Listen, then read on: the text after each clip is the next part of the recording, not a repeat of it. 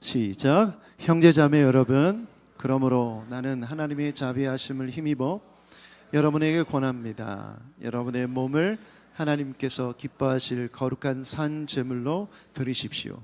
이것이 여러분이 드릴 합당한 예배입니다. 아멘. 하나님은 어떤 분이십니까? 하나님은 은혜를 주시는 분이신 줄 믿습니다. 아멘.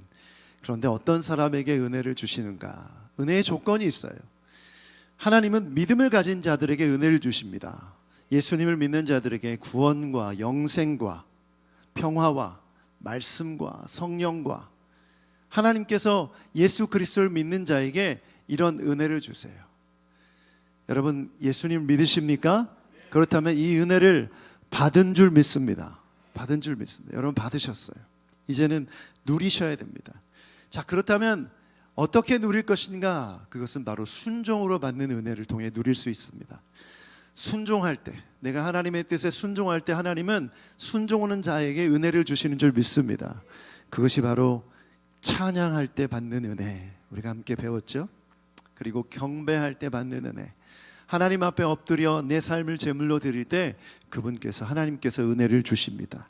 기도할 때 받는 은혜 우리가 배웠습니다. 또 지난주에 말씀을 통해 받는 은혜를 배웠어요. 여러분, 지금 나눈 이 네 가지는 우리가 해야 하는 것입니다. 우리가 결단하고 순종할 때만 받을 수 있어요. 믿음으로 받는 은혜와 달리 우리가 결단하고 순종할 때 받는 은혜는 정말 중요합니다. 그런데 우리가 지금 나눈 찬양, 경배, 기도, 말씀 다 어디에서 이루어집니까? 예배를 통해서 이루어집니다. 우리가 오늘 나누려고 하는 것이 바로 예배를 통해서 우리에게 주시는 은혜예요. 예배할 때 주시는 은혜. 여러분, 교회에서 가장 중요한 모임이 어떤 모임입니까? 여러 가지 모임이 있죠. 기도 모임이 있고, 또 여러 가지 회의를 위한 모임도 있고, 교사 모임도 있고, 여러 모임이 있지만 가장 중요한 모임이 무엇입니까? 예배죠. 우리가 그리스도인이 되자마자 하나님 앞에서 그분을 경배하며 찬양하며 말씀 듣는 예배에 참여합니다. 예배가 왜 중요한 것일까? 저는 그런 질문을 해봤어요. 교회 공동체에 예배가 얼마나 중요한 것이기에 교회는 매일같이 예배를 중요시 여기고 모이는 것일까? 그 이유는 간단합니다. 하나님은 예배 중에 임하시는 분이시고 예배를 통해서 은혜를 주시는 분이시기 때문에, 여러분, 그리스도인들은 은혜 없이는 살 수 없습니다. 아멘이십니까? 그게 굉장히 중요하죠. 그렇기 때문에 하나님의 은혜를 받는 찬양과 기도와 말씀과 경배가 있는 예배가 중요한 것이죠. 그래서 교회 공동체는 모여서 예배를 드립니다. 그런데 예배가 되기 위해서 반드시 중요한 게 있어요. 그것은 바로 하나님의 임재입니다. 하나님의 임재. 하나님이 임하시지 않으면 그 예배는 예배가 될 수 없기 때문이죠. 그렇다면 하나님의 임재는 우리가 어떻게 누릴 수 있는가? 하나님의 임재는 어디에 임하시는가? 여러분, 히브리서 11장 6절에 이렇게 말씀하고 있어요. 같이 한번 읽어보겠습니다. 시작. 믿음이 없이는 하나님을 기쁘게 해드릴 수 없습니다. 하나님께 나아가는 사람은 하나님이 계시다는 것과 하나님은 자기를 찾는 사람들에게 상 주시는 분이시라는 것을 믿어야 합니다. 아멘. 우리는 모두 지금 하나님 앞에 나아가고 있습니다. 그렇다면 우리에게 뭐가 필요하죠?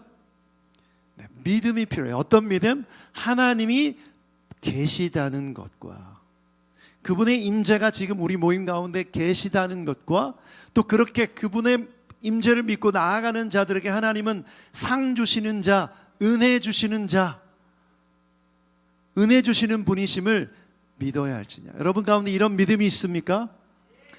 이것이 정말 중요한 것이죠. 우리가 예배가 예배되기 위해서는 반드시 하나님의 임재가 예배 가운데 있다는 것을 믿어야 합니다. 아멘. 그러므로 예배를 통해서 은혜를 얻기 위해선 예배 가운데 하나님의 임재가 있다는 믿음이 가장 중요합니다. 그러므로 우리가 드리는 찬양과 경배, 기도, 말씀, 하나님의 임재라는 것이 전제가 되는 것이죠. 그런데 문제는 그 하나님의 임재에 대한 반응이 있느냐예요. 여러분, 오랫동안 신학적으로 정의한 예배에 대한 정의가 계시와 반응이라는 정의가 있습니다. 하나님은 계시하는 분이시고 계시하신 하나님께 반응한다. 쉬운 말로 하나님은 예배 가운데 임재하시는 분이시고 하나님께 임재하신 하나님께 반응하는 것이 예배다라고 말하고 배우고 있어요. 그렇다면 예배가 예배되기 위해서는 반드시 뭐가 있어야 합니까? 반응이 있어야 되는 거예요. 하나님께서 예배 가운데 임재하셨는데 반응하지 않는다면 그것은 예배가 아니죠. 반대로 하나님이 임재하시지도 않았는데 하나님 앞에 찬양과 경배를 드리고 있다면 그것 또한 예배가 아닌 것이죠. 여러분 잘 들으십시오. 우리가 열심히 찬양하고 경배했어요. 우리 주임제 찬양사역팀이 화음을 열심히 맞추고 가사도 외워서 잘했어요. 그런데 하나님이 임재하지 않으셨어요. 이런 경우가 있습니까? 없습니까? 여러분, 성전, 이스라엘 백성들이 성전 예배 드렸잖아요. 그런데 그들이 우상을 섬기고 성전 안에다가 우상을 갖다 놓고 하나님과 우상을 동시에 섬길 때 하나님이 이미 그 성전에서 떠나셨죠. 여러분, 그런데도 불구하고 그들은 그걸 인지하지 못하고 계속해서 제사를 드리고 계속해서 찬양하고 계속해서 종교적인 예배 행위를 했어요. 하나님의 임재가 없는데도 그렇게 한 거죠. 그것은 예배입니까? 아니죠. 제가 작곡가인 거 혹시 아세요? 아주 오래전에 작곡한 곡 중에 하나가 푸른 마르고 꽃은 시드나 이런 곡이 있습니다. 근데 이 곡을 작곡했는데 어느 날 제가 그 곡을 이렇게 검색을 해봤는데 만민중앙교회에서 이 노래를 부르는 거예요. 근데 제가 막 그 소름이 끼치는 거예요. 제가 너무 막 힘들더라고요. 제 마음이 막 싫더라고요. 감히 제가 그 생각이 났어요. 아니, 하나님을 찬양하고 주의 말씀은 영원하고 주의 구원을 선포하는 그 찬양이 거기서 불려진들 그곳에 하나님의 임재가 있느냐? 없죠. 그럼 그것을 우리가 예배라고 말할 수 있냐는 거예요. 굉장히 중요한 질문입니다. 우리가 하나님을 향한 찬양을 드리고 있지만 그곳에 하나님의 임재가 없다면 이것 또한 문제이죠. 여러분, 그래서 하나님의 임재와 반응이 일치될 때 그게 예배입니다. 하나님은 임재하셨는데 반응하지 않는 경우 그 사람은 예배하지 않을 수 있어요.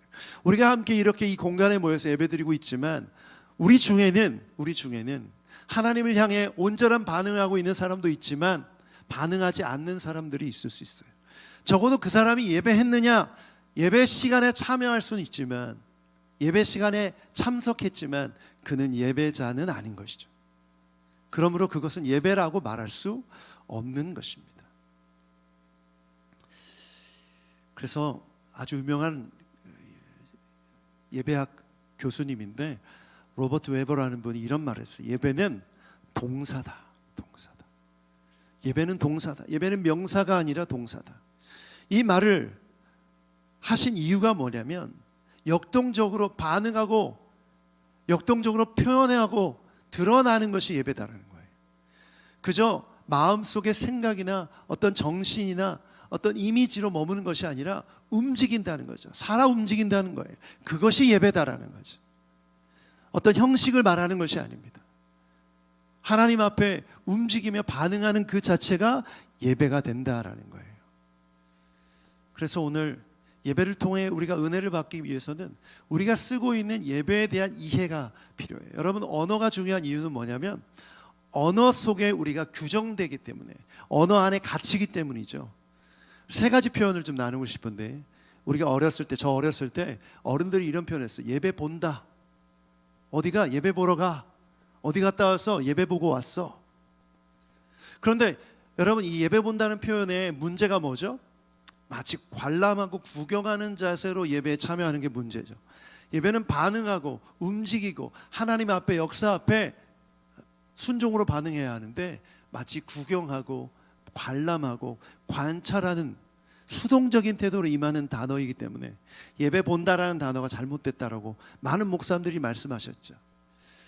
그래서 예배 안에 참여한 사람 중에는 예배를 구경하는 사람이 있고 예배 안에서 반응하는 사람 두 부류가 있는 것이죠. 그래서 예배 본다는 표현이 잘못됐다라고 저는 생각합니다. 그런데 일면 이런 부분도 있어요. 예배를 본다는 단어는 동사잖아요. 무엇을 본다는 겁니까? 하나님의 임재를 본다는 것이죠. 하나님의 영광을 본다는 것이에요. 이 단어를 우리가 조금 더 깊이 있게 예배의 관점으로 본다면 의미가 있는 단어예요. 예배는 무엇입니까? 하나님의 영광의 임재를 바라보는 그런 자리인 줄 믿습니다. 여러분, 이것이 굉장히 중요한 의미가 있어요. 저는 그래서 여러분이 예배에 참여할 때 하나님의 영광의 임재를 보게 되길 축복합니다. 그러려면 여러분의 영적인 눈이 좀 띄어져야 돼요. 사람 바라보지 마시고 환경 바라보지 마시고 하나님 바라보는 여러분 되길 축복합니다. 그런데 많은 사람들이 눈에 보이는 것에 영향을 너무 받아요. 제가 온누리교회에 있을 때 하 목사님이 살아계실 때 가끔 전화 많이 받았어요. 오늘 설교 누가 하세요? 하 목사님이 설교하시면 그 예배에 가고 하 목사님이 설교 안 하시면 안 가는 거예요. 제가 그 전화를 받을 때 제가 예배 행정을 맡고 있었기 때문에 서빙고에 있었기 때문에 그런 전화를 많이 받았어요. 그럴 때마다 제 마음이 너무 안 좋은 거예요. 이분이 예배에 참여하는 그 예배에 참여하는 기준이 설교를 누가 하느냐 아닌 거죠. 하나님의 영광, 하나님의 말씀, 하나님의 임재가 초점이 맞춰져 있다면 누가 인도하는지 누가 설교하는지 중요합니까? 사실 예배가 예배되기 위해서는 하나님은 문제가 없어요. 하나님한테 무슨 문제가 있어요? 바로 우리에게 문제가 있는 거죠. 우리의 인식과 우리의 태도가 중요한 거예요. 내가 예배를 통해서 내 만족과 내 유익을 얻기 위해서 누가 설교하냐가 중요해요. 왜? 설교가 내 만족을 위한 것이니까. 그런데 이런 식으로 예배를 이해한 사람은 예배자라고 말할 수가 없는 것이죠. 지난주에도 말씀드렸지만 하나님은 누구를 통해서도 말씀하신다? 나귀를 통해서도 말씀하신다. 아멘. 하나님이 뜻하시면 우리 어린이부에 있는 어린이를 통해서도 이 자리에서 말씀하게 하시는 줄 믿습니다. 여러분, 이런 마음의 태도가 준비되어 있어야 반응할 수 있는, 그것이 온전한 반응인 것이죠. 두 번째 표현은 예배를 드린다는 표현이에요. 예배를 드린다. 우리가 예배를 드린다는 표현을 일반적으로 많이 쓰죠. 그런데 예배를 드린다에 또 잘못된 오해를 갖기 쉬운 것은 내가 뭔가를 하는 행위, 그것 자체가 예배라고 이해하는 경우가 있어요. 내가 헌금을 드렸고 내가 예배 시간에 참석했고 내가 할 일을 다 했기 때문에 나는 예배 드렸다라고 생각하는 거예요. 예배의 정의를 내 행위로만 주관시키는 거죠. 여러분, 예배는 삶 전체인 줄 믿습니다. 하나님이 받기 원하시는 것은 예배 시간만이 아니죠. 여러분이 헌금 봉투, 헌금만 원하시는 게 아니죠. 그렇죠. 그런데 드린다는 표현 안에 우리가 할 일을 다 했기 때문에 나는 예배 드렸다고 생각하는 거예요. 여러분, 이 인식 또한 잘못된 것이죠. 그러나 일면 이 말씀, 이 예배 드린다는 표현을 좀 깊이 있게 들어가 보면 하나님이 받기 원하시는 것은 우리 자신인 줄 믿습니다. 우리 몸을 산제물로 드리는 것인 줄 믿습니다. 내가 그런 마음으로 드렸다면 그것은 좋은 표현인 것이죠. 그래서 우리가 예배 드린다는 표현을 쓸 때 이 부정적인 인식을 이해하고 쓰는 것이 아니라 내게 원하시는 내 삶을 드림으로 하나님을 예배할 때 그 예배는 예배가 될 줄 믿습니다. 세 번째 표현이 예배한다죠. 제가 예배 사역자로서 훈련받을 때 이 표현을 많이 쓰자라는 얘기를 많이 들었어요. 저도 이 표현에 동의합니다. 예배한다. 예배한다.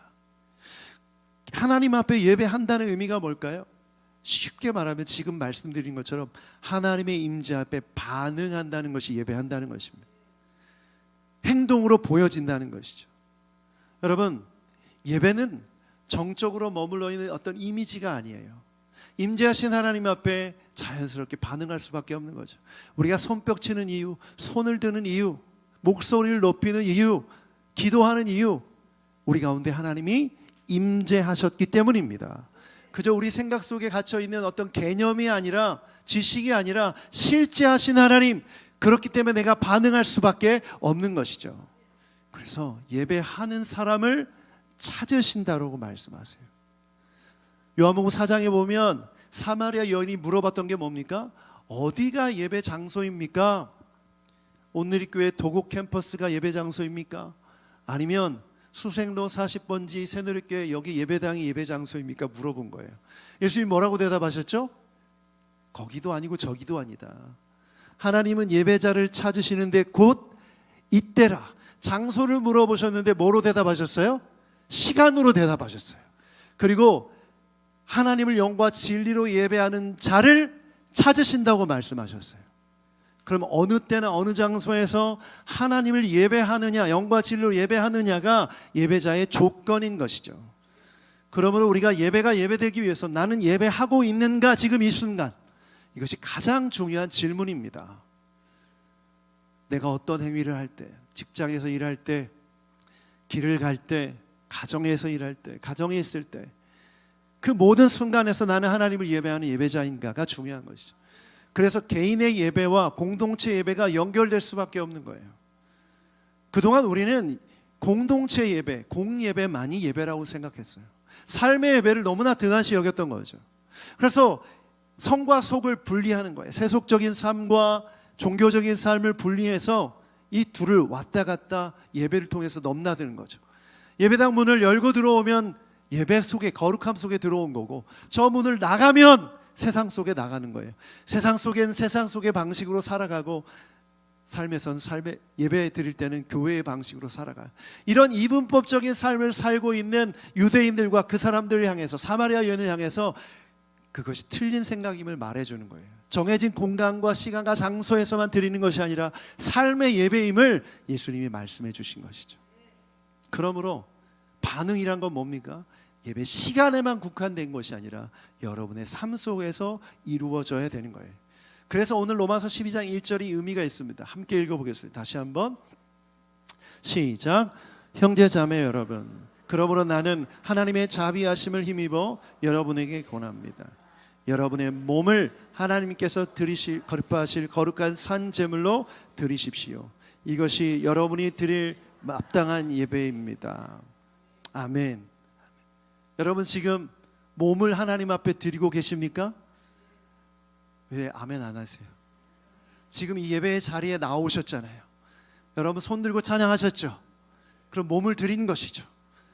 그리고 입술을 열어 기도하셨죠? 여러분의 몸을 드린 거예요. 그런데 여기서만 하는 것이 아니라 어떻게? 여러분의 삶의 자리에서도. 그래서 로마서 12장 말씀을 보면 이 세대를 분별하고 하나님이 기뻐하시고 선하시고 온전한 뜻이 무엇인지를 분별하라고 말씀하시죠. 그것이 합당한 예배, 하나님께서 기뻐하시는 예배다라는 거예요. 그러므로 주님이 원하시는 예배는 예배와 삶을 분리하는 것이 아니라 삶으로 하나님을 예배하는 것이에요. 그래서 오늘 두 단어가 중요합니다. 첫 번째는 본문의 몸이라는 단어가 중요해요. 마음이 아니라 몸이에요. 이게 무슨 말일까요? 여러분 주님은 마음만 받으시는 것이 아니라 몸과 마음을 다 받기 원하십니다. 목사님 내 마음은 항상 목사님 교회에 가 있어요. 근데 왜 예배 안 나오세요? 마음만 가 있다니까요. 제 마음 받으시잖아요. 하나님이. 우리가 전도할 때마다 그런 얘기 가끔 듣죠. 나 하나님 믿어요. 나 성경도 읽어봤어요. 내 마음은 항상 교회에 가 있어요. 그런데 늘 바빠요. 몸이 힘들어요. 피곤해요. 이렇게 말하는 사람이 있죠. 그 사람이 정말 주님을 믿는 사람인가? 그 사람이 정말 예배자인가? 어떻게 어쩔 수 없이 예배 자리에 나왔지만 하나님 앞에 반응하시지 못하는 분들이 있어요. 난 누군가, 여긴 어딘가. 눈동자에 초점이 다 흐려져 있고 찬양을 해도 기쁘지 않고 말씀을 들어도 이해도 안 되고 기도를 해도 할 말이 없고 반응하지 못하는 사람이죠. 그런데 우리 주님은 하나님을 믿는 마음뿐만 아니라 몸도 함께 반응하길 원하세요. 그런데 많은 그리스도인들이 그렇게 반응하지 못하죠. 제가 온누리교회 있을 때 한 목사님이 저희에게 그런 말씀하신 적이 있어요. 우리 목회자들에게 온누리교회가 손 들고 찬양하는데 10년 걸렸다고 하셨어요.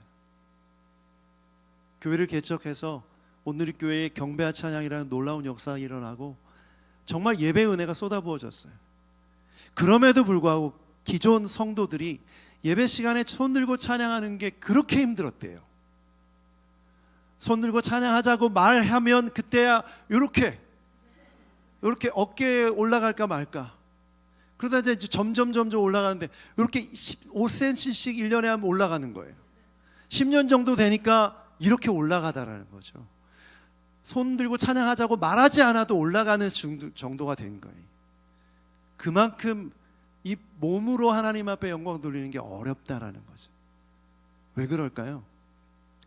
저는 사람의 어떤 성격이나 기질을 말하는 게 아니라 하나님의 뜻 앞에 온전한 순종으로 나아가지 못하기 때문이라고 생각합니다. 하나님은 손 들고 찬양하라고 명령하고 계세요. 그렇죠? 근데 왜 순종하지 않으세요? 목소리를 높여 노래하라고 말씀하세요. 그런데 왜 목소리가 이렇게 작아요? 무릎 꿇어 경배하라고 말씀하세요. 근데 왜 무릎 꿇지 않죠? 하나님의 말씀을 자의적으로 해석한 거예요. 내 마음으로 손들고 있습니다, 주님. 근데 옆에 사람도 보고 있고 또 오십견도 있고 힘들잖아요. 그리고 언제 내려야 될지 모르겠어요. 그리고 또 내 아내가 내 남편이 보잖아요. 집에서는 막 믿음 없이 행동하면서 교회 와서는 막 위선적이야, 이중적이야. 자기도 자기 모습을 알기 때문에 손 들고 찬양하는 게 너무 싫어요. 때로는 울고 싶은데 울면서 기도하면 남편이 흉봐요. 이런 생각들이, 오만 생각이 드는 거죠. 여러분, 단순해져야 합니다. 하나님의 임재 앞에 단순해져야 돼요. 그렇지 못하면 온전한 예배를 드릴 수가 없어요. 물론 마음이 없는 행위도 문제예요. 마음이 없는데 그냥 습관적으로 시키니까 하는 것도 문제지만 행동이 없는, 순종하지 않는 마음 또한 하나님께서 받기 원하시는 것이 아니에요. 그래서 바울사도는 너의 몸을 드리라는 거예요. 몸을. 그러면 여러분, 예배를 통해서 여러분의 몸을 드리는 모든 예배자들 되기를 축복합니다. 두 번째는 거룩한 산 제물로 드리래요. 자, 몸을 드리는데 거룩한 산 제물. 제가 산 제물이라는 단어를 좀 묵상해 보니까 이 말은 좀 말이 안 돼요.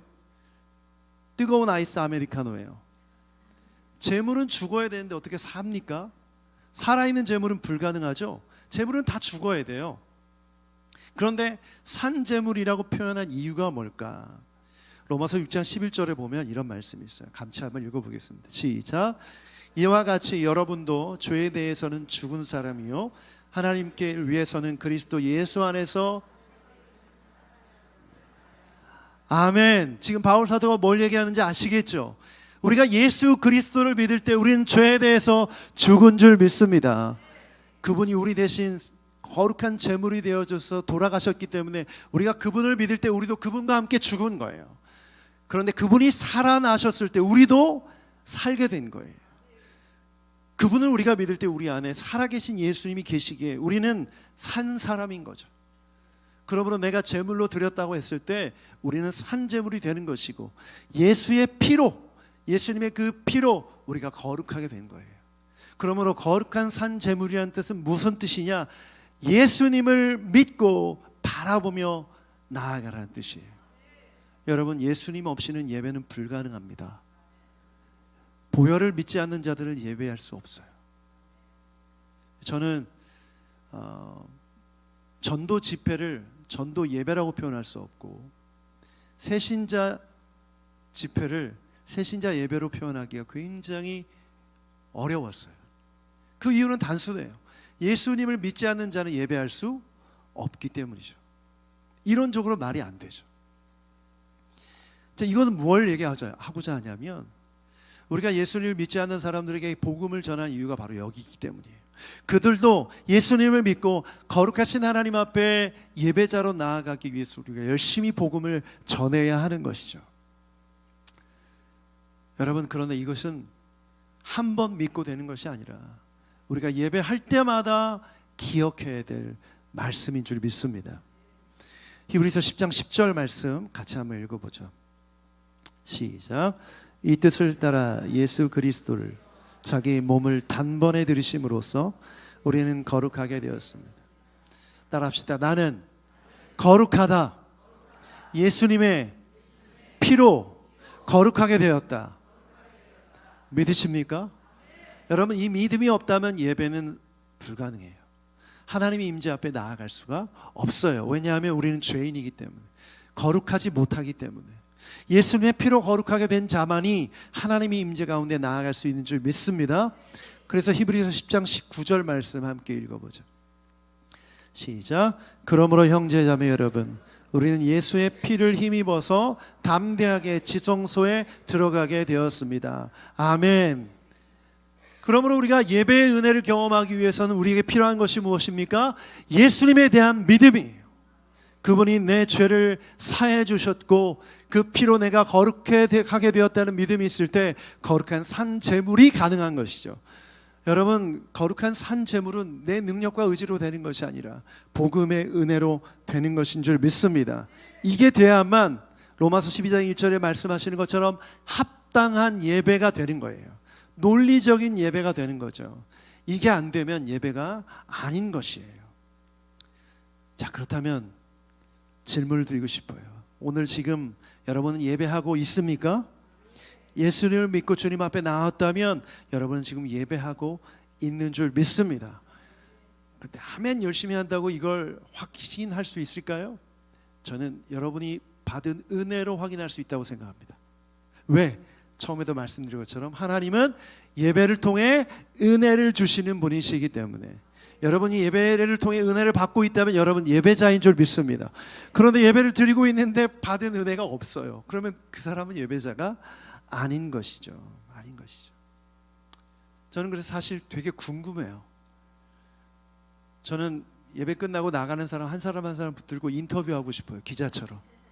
오늘 어떤 은혜 받으셨습니까? 목사님 찬양을 통해서 은혜 받았습니다. 기도를 통해 은혜 받았습니다. 어떤 은혜를 구체적으로 받았습니까? 그럼 막 얘기하겠죠. 내 마음과 내 생각 속에 하나님이 평화를 주셨습니다. 기쁨 주셨습니다. 이런 말들을 하겠죠. 여러분, 이게 뭐예요? 간증이죠.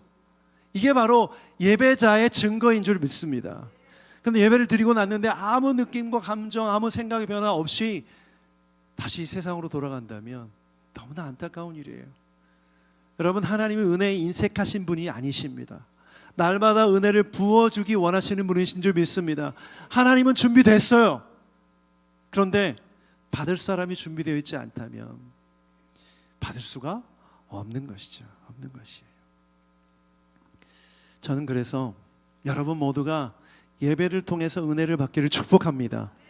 자, 그렇다면 예배를 통해서 하나님은 어떤 은혜를 주시는가? 구체적으로 그 질문 앞에 우리가 좀 함께 나누고 기도했으면 좋겠어요. 어떤 은혜를 주시는가? 제가 말씀을 보니까 예배를 통해서 하나님이 어떤 은혜를 주시는지 구체적으로 나와 있지 않더라고요. 그래서 이거 어떤 의미일까?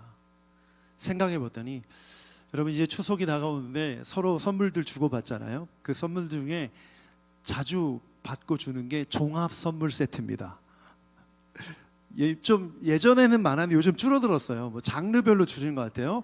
치약과 칫솔 뭐 이렇게 장르, 또 뭐 통조림과 뭐 스팸 같은 또 음식 장르, 양념 장르, 우리 장르들이 있는데 예전에는 다 있었던 적이 있었어요. 다 들어있어. 그러면 이제 너무 기분이 좋죠. 종합 선물 세트 너무 감사하다. 여러분, 예배할 때 하나님은요 각종 은혜를 다 주시는 분이세요. 우리가 나눴던 그 기쁨의 구원을 통해서 받은 기쁨을 누리는 그 기쁨도 주시고, 평안도 주시고, 말씀도 주시고, 성령도 주시고, 하나님을 향한 확신과 믿음도 주시고, 깨달음도 주시고, 지혜도 주시고, 하나님에 속한 온갖 복과 은혜를 다 주시는 분이신 줄 믿습니다. 다 받게 되시길 축복합니다. 너무나 감사하죠. 그런데 여러분, 이 주시는 은혜를 받지 못하는 이유가 뭘까? 저는 예배의 원리를 설명드리면서 예배해야만 한다는 것을 강조하기 위해 말씀드렸지만, 지금 우리 중에는 오랫동안 예배드린 사람들이 너무 많아요. 예수님 믿고 예배에 참여한 지 10년, 20년, 30년 이런 경력자들입니다. 그런데 우리의 문제는 뭐죠? 의무적인 예배, 습관적인 예배, 형식적인 예배죠. 사실 의무적이고 습관적이고 형식적이면 뭐가 떨어져요? 기대치가 떨어져요. 여러분 영화 재방송 보면 재미있어요, 없어요? 재미없죠. 설교만 해도 찬양만 해도 이 다음 무슨 멘트가 나올 거야. 다 예측이 가능하면 재미가 없어요. 설교도 마찬가지죠. 오늘 좀 새롭지 않으세요? 맨날 온누리교회에서 설교를 들으시던 우리 누리교회 성도님 좀 새롭죠? 네. 특별식을 먹고 있는 거예요. 근데 계속해서 우리 새누리교회 성도들 매주 똑같은 패턴에 또 똑같은 설교자, 좀 전보다 집중이 잘 안 되네. 목사님을 바꿔야 되나? 교회를 바꾸기 좀 어렵고 교회도 바꿔야 되나? 뭐 이런 생각. 예배의 주도권이 자기에게 있는 거예요. 나에게 있는 거예요. 예배는 하나님이 주님이시기 때문에 그분께 나아가야 되는데 자꾸 내가 주인이 돼서 내 중심으로 판단하고 생각하고 예측하고, 여러분 이것부터가 정말 잘못된 것이죠. 그러므로 여러분의 마음을 새롭게 하지 않으면 살아있는 영성을 가진 예배자로 살기가 어려워요. 의무적이고 형식적이고 습관적인 예배를 드리는 것, 여러분 그 마음 회개하는 여러분 되길 축복합니다. 조금 더 나아가면 요즘 청년들, 청소년들 예배 음악과 분위기 굉장히 중요하게 여겨요. 선곡을 중요하게 해요. 여러분 청년들은 말씀보다 선곡이 더 중요합니다. 오늘 무슨 노래를 부를까? 무슨 찬양을 하나? 어떤 사람들은 예배를 연인들의 데이트 코스로 여기는 분들도 있고, 어떤 분들은 콘서트장에 와서 즐기기 위한 그런 수단을 여기는 분들이 있어요. 제가 현재 미국에 있는 샌디에고의 한 교회에 방문했는데 거기에 크리스탐리라는 아주 유명한 예배인 도자가 예배 사역을 하는 그런 예배였어요. 제가 좀 늦게 도착해서 뒤편에 앉았는데 앞에 남녀가 허리에 이렇게 허리에 뒤기고 막 찬양을 하고 있는데, 우리가 불렀던 송축의 내용은 뭐 그런 아주 진지하고 깊은 경배로 들어갔는데 둘이 막 키스를 하는 거예요. 제가 이게 뭐지? 충격을 좀 받았어요. 내가 보수적인가? 이거 받아들여야 되나? 문제가 있죠. 그 사람들은 지금 데이트하러 온 거예요. 여기 교회 음악과 분위기, 콘서트장에 온 것처럼 즐기고 있는 거죠. 정말 잘못된 거죠. 어떤 분들은 자신의 물질적인 축복을 구하기 위해 예배에 참여해요. 내가 이렇게 예배하면 하나님 복 주실 거라는 생각 때문에 하는 것이죠. 샤머니즘적인 지짐적인 모습이에요. 또 예배를 안 드리면 불안해. 심리적으로 왠지 무슨 악재가 일어날 것 같아. 사고 날 것 같고 병들 것 같고. 이거 정말 잘못된 생각이죠. 또 어떤 사람들은 영적인 자기 만족이나 신비한 체험을 하기 위해 예배에 참석해요. 다 자기 만족을 위한 수단인 거예요. 그래서 에이든 윌슨 토저 목사님이 이런 말씀하셨죠. 제가 다 준비했나면 읽어보죠. 시작. 누구든지 자신의 목적을 성취하기 위해 하나님을 그 수단으로 찾는 자는 하나님을 발견할 수 없을 것이다. 아멘. 아멘. 물론 심리적인 안정, 만족, 그게 나쁘다는 게 아니에요. 우선순위가 중요한 거죠. 하나님의 영광과 임재 안에 그분께 내 삶을 드리는 것이 예배의 목표인데, 그것을 하지 않고 자신의 목적을 우선순위로 삼을 때 그 예배는 예배될 수가 없고, 그런 사람은 하나님을 만날 수 없는 것이에요. 이런 사람에게는 하나님의 은혜가 임하지 않는 것이죠. 사랑하는 여러분, 여러분 안에 인간적인 예배에 대한 기대와 또 어떤 목표 다 내려놓게 되길 축복합니다. 예배는 하나님을 위한 것이에요. 하나님을 위해 예배할 때 은혜를 주시는 거죠. 저는 말씀 준비하는데 하나님께서 초대교회 성도들을 생각해 보게 하셨어요. 로마에 가면 카타콤베가라는 곳이 있습니다. 가보신 분들 계시죠? 지하에 그리스도인들이 핍박을 피해서 그 땅 속으로 들어가서 예배 드렸던 공간이에요. 저도 그 속에 가봤더니 예배 공간이 있고 모임 장소가 있고 또 사람들이 사는 곳도 있고 무덤도 있었어요. 근데 질문해 보게 됐어요. 아니 왜 이렇게 땅속에까지 들어가서 예배를 드려야 되나? 지금 이렇게 박해가 심하니까 조용히 혼자 마음으로만 예수님 믿고 몰래 성경 읽으면 되지 않은가. 자기 믿음 지키면 되는 건지 굳이 이 땅까지 파서 들어가야 되나. 그런 생각을 해보게 되었어요. 왜 이 속에 들어갔을까? 답은 단순하더라고요. 은혜 없이는 살 수가 없는 거예요. 목숨이 날아가도 하나님의 은혜 없이는 살 수가 없는 거예요. 그래서 광장을 돌아다니면서 표시를 늘 찾는 거예요. 물고기모양 표시가 있는지 없는지를. 그 표시를 보면 예배가 어디서 드려지는지를 알 수 있게 되고, 그 땅 속으로 들어가 하나님을 시와 찬미와 신령한 노래를 부르고 말씀을 듣고 기도하고, 거기서 은혜를 받아 땅 밖으로 나와 살아갈 수 있는 거죠. 그래서 콜로세움까지도 믿음으로 담대히 갈 수 있었던 거예요. 은혜 없이는 살 수 없기 때문에. 그 엄청난 박해 속에서 그들이 버틸 수 있었던 것은 예배의 은혜 때문입니다. 여러분, 서신서를 보면 하나님의 은혜에 대한 언급이 정말 많이 나옵니다. 바울 사도는 빌립보서 1장 2절에 하나님 우리 아버지와 주 예수 그리스도께서 내려주신 은혜와 평화가 여러분에게 있기를 바랍니다라고 말했어요. 베드로 후서 1장 2절 베드로 사도는 이렇게 말했어요. 같이 한번 읽어보죠. 시작. 하나님과 우리 주 예수를 알므로 은혜와 평화가 여러분 가운데 풍성하기를. 계시록 22장 21절 읽어보겠습니다. 시작. 주 예수의 은혜가. 여러분, 극심한 핍박과 박해 속에서 그들이 믿음을 지킬 수 있었던 이유는 예배의 은혜가 있었기 때문입니다. 그만큼 예배는 그들에게 있어서 생명줄이었던 거예요.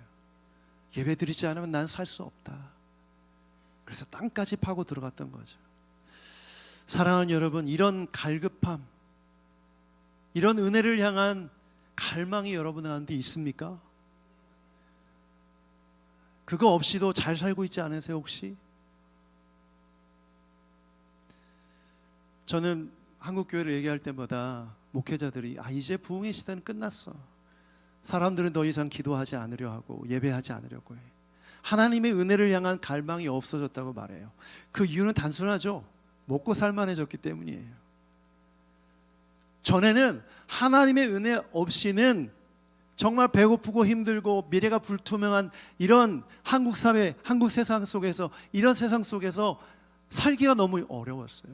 그래서 철야기도, 금식기도, 새벽기도, 은혜 없이는 살 수 없기 때문에 열정을 다해서 나갔다는 거죠. 그런데 지금은 먹고 살만해요. 하나님의 은혜에 대한 갈급함이 없어요.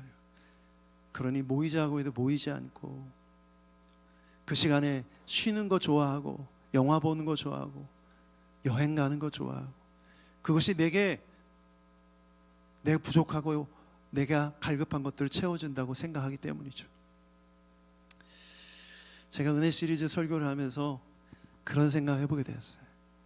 은혜가 뭔지를 아무리 설명해봐야 이 은혜가 필요하다는 마음, 내가 은혜 없이는 살 수 없다는 마음, 사순미 시냇물을 찾기에 갈급합니다라는 그 갈급함이 없다면 아무 소용이 없구나.